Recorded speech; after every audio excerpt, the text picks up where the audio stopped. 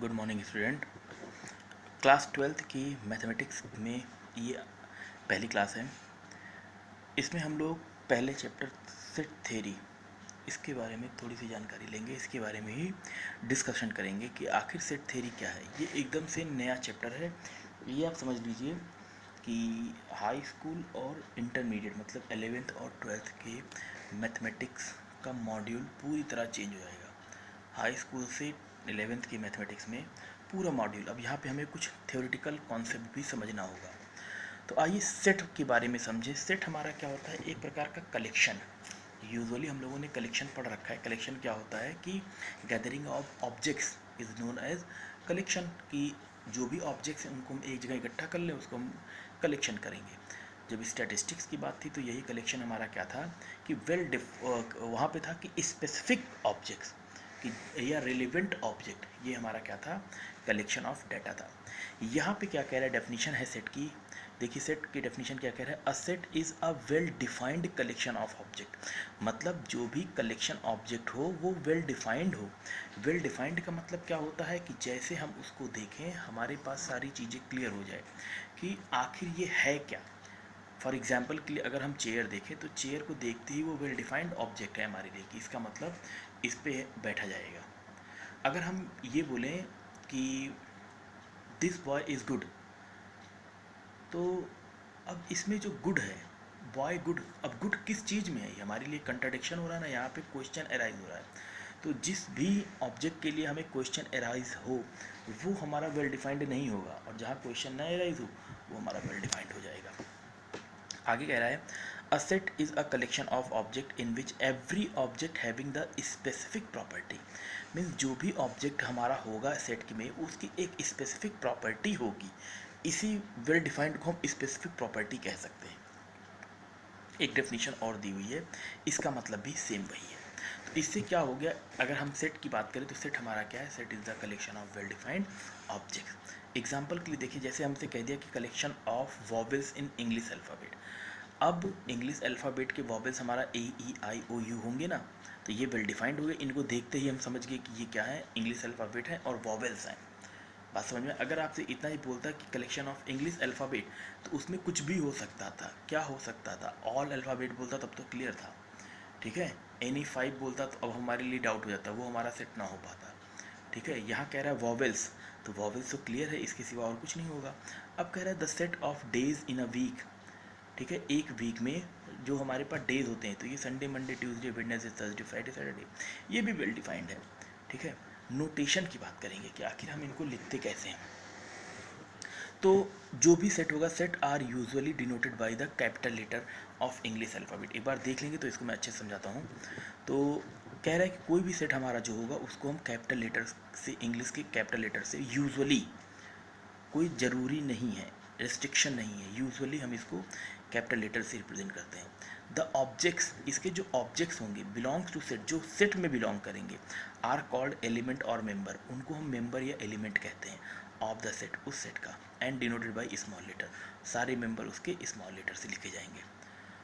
All elements of set are written in curly bracket, जो भी elements होंगे वो हमेशा करली ब्रैकेट में लिखे जाएंगे। और एलिमेंट्स को डिस्टिंग करेंगे हम, अलग करेंगे कैसे? कॉमा की हेल्प से। अब एक एग्जांपल ये देखें, ठीक है। अगर हम इसको अपने घर से समझें तो देखिए बहुत आराम से समझ में आएगा। सेट क्या हो गया? Collection of members, well defined object. तो अगर हम घर देखें, एक कोई घर, कोई भी घर देख लें, ठीक है, किसी का भी हाउस, ठीक है, ये हाउस हो गया। आई बात समझ? अब यहाँ जो लोग रह रहे हैं वो कलेक्शन ही, ऑब्जेक्ट्स का कलेक्शन है।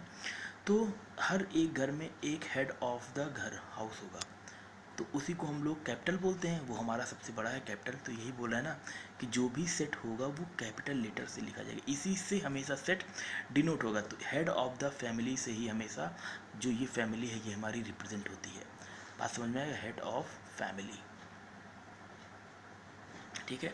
अब इनके पास मेंबर्स होते हैं, मेंबर्स होते हैं तो वही हमारे मेंबर्स हो गए। दे आर बुक्ड, या ये इसी एक घर के अंदर में होंगे, तो इसके लिए भी एक घर सेट कर दिया गया, सेट के लिए एक घर सेट किया गया, क्या? वो करली ब्रैकेट में।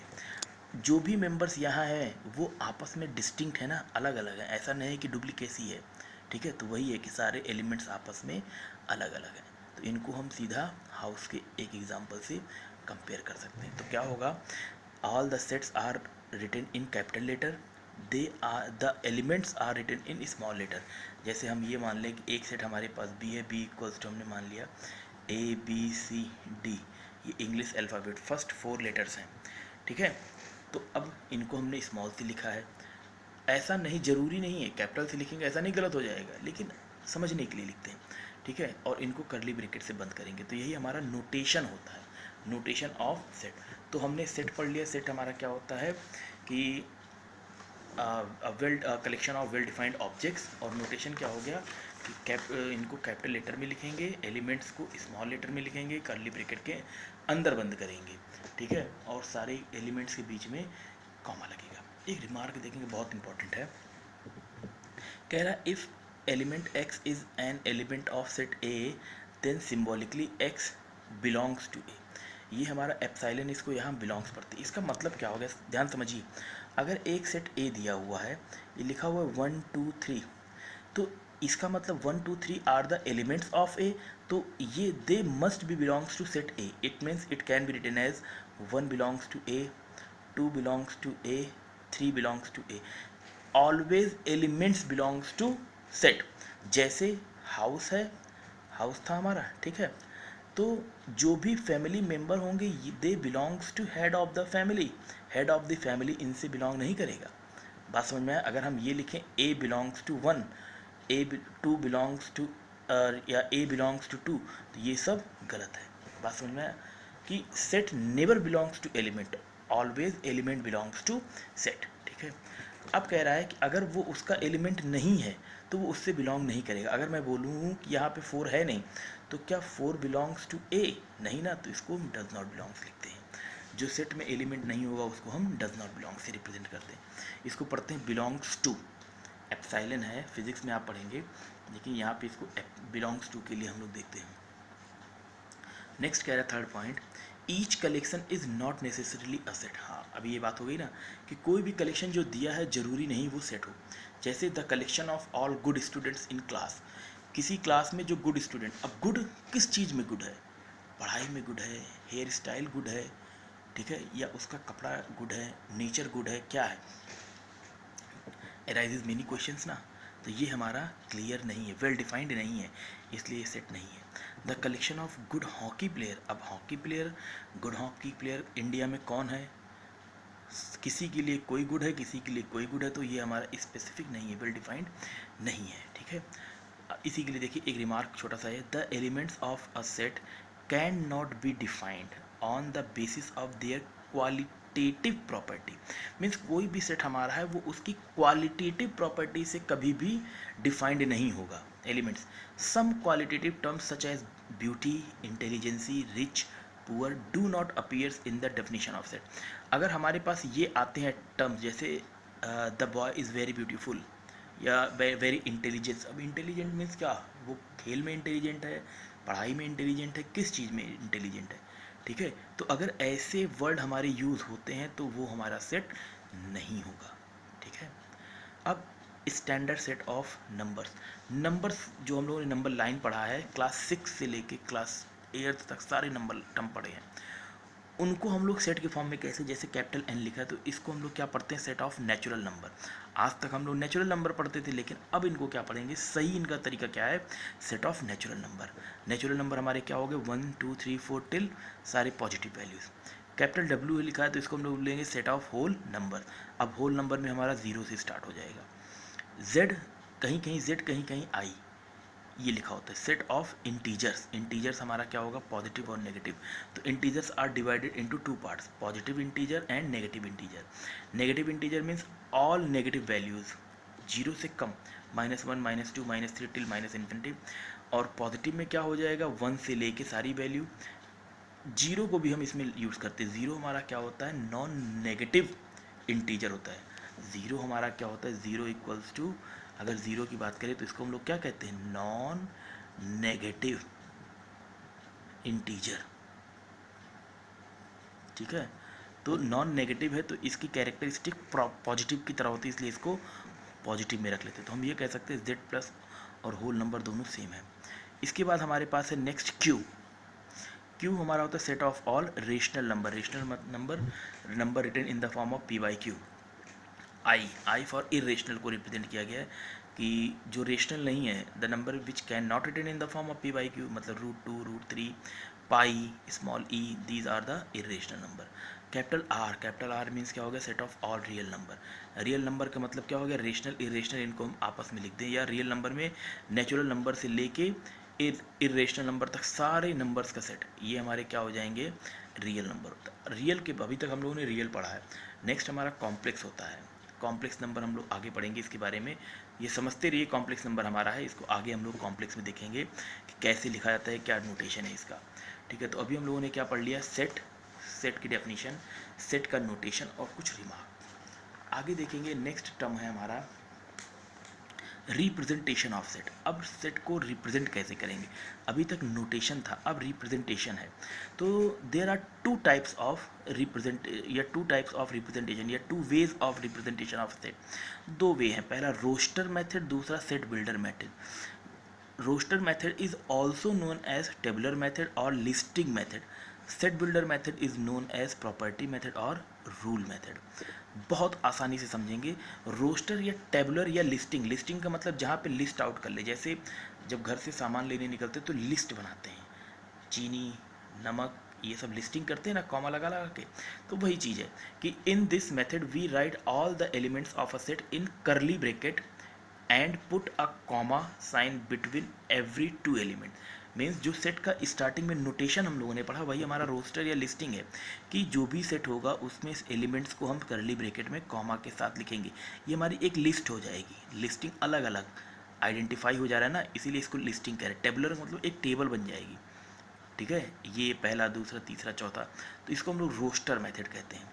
अगर हम प्रॉपर्टी के फॉर्म में इसी को लिखें तो उसी को हम लोग क्या बोलेंगे।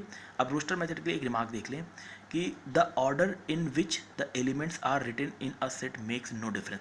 जैसे कह रहा है कि अगर हमने मान लीजिए एक सेट लिख दिया, सेट ए बराबर लिख दिया 1 2 3, या ए बराबर हमने लिख दिया 2 1 3, तो ऑर्डर का कोई मतलब नहीं होता। ये सेट दोनों सेम ही हैं, इनके पास जो एलिमेंट है, घर के मेंबर दोनों के सेम ही तो हैं, इसका मतलब दोनों क्या हो जाएगा, सेम घर हो जाएगा। ठीक है, ऐसा नहीं कि ये पहले आ रहा है, ये दूसरे आ रहा है, तीसरा नंबर पे आ रहा है, इससे नहीं मतलब है। ठीक है, सेम चीज़ कि next the repetition of the element, कि किसी भी सेट में जैसे ए बराबर हमें यहाँ दिया हुआ है 2 1 3 2 3 ऐसे दिया हुआ, मतलब रिपीटेड नंबर का कोई इवेल्युएशन नहीं होता है। इसको हम सीधा 1 2 3 ही समझेंगे कि किसी भी सेट में जितने भी कोई भी टर्म अगर चाहे जितनी बार भी रिपीटेड हो, they always count as one value, उसको हम हमेशा एक वैल्यू के फॉर्म में काउंट करेंगे। नेक्स्ट है हमारा set builder form. Set builder form हमारा क्या होता है, इन this method a set is described by a characterising property of its element. इसमें हम लोग क्या करते हैं, उसको उसके प्रॉपर्टी के बेसिस पे लिखने का प्रयास करते हैं। ये थोड़ा सा आपको टफ लगेगा, आइए देखें। जैसे लिखा है इन सच अ केस, इस केस में हम लोग क्या करेंगे कि डिस्क्राइब बाई एक्स कॉलन, इसको सच दैट यहाँ पढ़ेंगे, X such that X belongs to A, या कहीं कहीं ऐसे स्ट्रेट लाइन होगी, एक्स सच दैट, ये पी एक्स लिखा है मान लीजिए, X such that P X hold which is read as the set of all X such that P X. यहाँ पे द सिंबल, ये स्ट्रेट लाइन या सेमी कॉलन को हम लोग, ये कॉलन को हम लोग क्या बोलेंगे, रीड एज सच दैट, जहाँ पे ये वैल्यू सच दैट के फॉर्म में पढ़ी जाएगी। ठीक है, अगले पेज नंबर 4 पे देखेंगे इसके बारे में और क्लियर करें, एग्जाम्पल से समझेंगे भी क्लियर हो जाएगा। जैसे ये देखिए लिखा है the set E of all even natural number. अब इवन नेचुरल नंबर की बात करें तो देखिए इसको सिम्बॉलिकली इसको प्रॉपर्टी के रूप में कैसे लिखेंगे, इसकी प्रॉपर्टी में तो हमने मान लिया कोई एलिमेंट x दिया हुआ है, सेट ई बराबर लिख रहे हैं x सच दैट x, मतलब x एक ऐसा एलिमेंट है in is a natural number का कि x बराबर 2n, और जहाँ स्मॉल n हमारा या यहाँ स्मॉल n होना चाहिए, small n belongs to capital N, set of natural number. अब 1 लेंगे तो 2 आएगा, 2 लेंगे 4 आएगा, 3 लेंगे 6 आएगा, ऐसे तो मिलेगा x की वैल्यू। तो ये हमारा नेचुरल नंबर, इसको कई प्रकार से लिख सकते हैं। देखिए प्रॉपर्टी सेट बिल्डर फॉर्म का मतलब क्या होगा, सेट बिल्डर, सेट मतलब सेट करना, बिल्डर मतलब बिल्डिंग को सेट करना है। देखिए सबकी बिल्डिंग का सेट करने का जो एट लास्ट रिजल्टेंट होगा वो सेम होगा कि सबका घर बनेगा, छत होगी, सारी चीज़ें होंगी, लेकिन उनका जो वे ऑफ कंस्ट्रक्शन है वो सबका ज़रूरी नहीं सेम हो। ठीक है, देखिए सबके घर ऐसा तो नहीं होता सेम होते हैं, किसी का इंफ्रा कुछ है, किसी का इंफ्रा कुछ है। तो वही चीज़, ये एक लोग का इंफ्रास्ट्रक्चर हो गया, दूसरे का। ऐसे भी लिख सकते हैं एक्स सच दैट एक्स बराबर 2n where small n belongs to capital N। लिखा है अगला set, the set capital A 1 2 3 4 5 6 7 8 ये नेचुरल नंबर है और लेस देन 8 है या लेस आर इक्वल्स टू। तो हमने क्या लिख दिया, A बराबर x such that x less or equals to 8, x belongs to set of natural number. दूसरे तरीके से भी लिख सकते हैं x such that x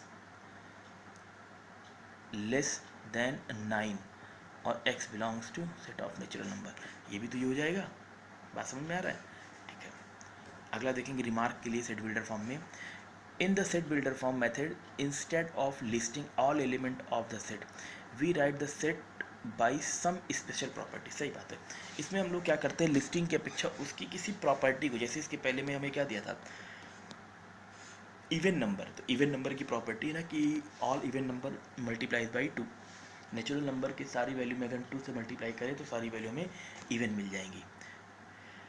use roster, यहाँ इंपॉर्टेंट चीज़ है, ये देख लीजिए। Use roster method to represent the set of number of element in the set is small. अगर हमें स्मॉल सेट दिया हो, आपसे ये ना कहे कि रोस्टर में लिखिए या सेट बिल्डर में लिखिए, केवल कह दिया गया कि इसको रिप्रेजेंट करिए, तो हम ये देखेंगे अगर स्मॉल वैल्यू के लिए है तो हम उसको रोस्टर फॉर्म में लिख सकते हैं, क्योंकि कॉमा लगा के लिखना है ना, ज़्यादा वैल्यू होगी तो दिक्कत होगी।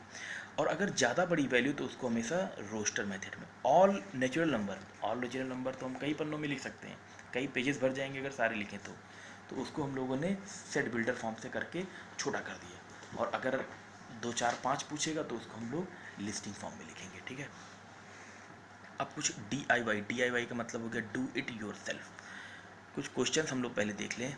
यहाँ पे देखिए, which of the following collection are set, justify your answer. हमें चेक करना है कौन सा सेट है। जैसे the collection of all girls in your class. अब क्लास में सारी लड़कियाँ, तो किसी भी क्लास में जो लड़कियाँ होंगी वो हमारी फाइनाइट वैल्यू में होंगी, तो ये हमारा क्या हो जाएगा, सेट हो जाएगा। The collection of most talented writer in of India. अब मोस्ट टैलेंटेड का मतलब किस चीज़ में टैलेंटेड, किस लैंग्वेज में टैलेंटेड इंडिया का, तो यहाँ पे मिनी क्वेश्चन राइज हो रहा है, इसलिए सेट नहीं होगा। The collection of difficult topic. अब डिफ़िकल्ट टॉपिक ऑफ मैथमेटिक्स में किसी के लिए कोई भी टॉपिक डिफ़िकल्ट हो सकती है, किसी के लिए जो डिफ़िकल्ट हो सकता है दूसरे के लिए ईजी हो, तो ये भी हमारा सेट नहीं होगा। ऐसे इन सारे क्वेश्चंस को देखेंगे। कुछ क्वेश्चंस और हैं आपके पास, जैसे यहाँ देख लें। अब हमें यहाँ बिलोंग्स और डज नॉट बिलोंग्स का सिंबल लगाना है। जैसे एक सेट दिया है 1 2 3 4 5 6, अब 2 इस सेट में बिलोंग कर रहा है या नहीं है, तो इसका मतलब यहाँ बिलोंग्स है। -2 है, नहीं है, तो ये डज नॉट बिलोंग हो जाएगा। ऐसे करना है। Right the following set in set builder form. ये सेट बिल्डर फॉर्म के कुछ एग्जाम्पल्स हैं, और ये हमारा किसका है, देख लीजिए रोस्टर का एग्जाम्पल है, देख लीजिए ध्यान से, इसको आप करेंगे। ठीक है, सारी इंपॉर्टेंट है, इसको कर लीजिए। नेक्स्ट कंटेंट हम लोग अगले वीडियो में देखेंगे। अभी तो हम लोगों ने क्या पढ़ लिया, सेट पढ़ लिया, नोटेशन पढ़ लिया, टाइप ऑफ सेट पढ़ लिया। ठीक है, अब हम लोग को टाइप ऑफ नहीं, अभी हम लोगों ने नोटेशन, सेट और रिप्रेजेंटेशन पढ़ा, अब हमको टाइप्स ऑफ पढ़ना है। ओके, तो वो नेक्स्ट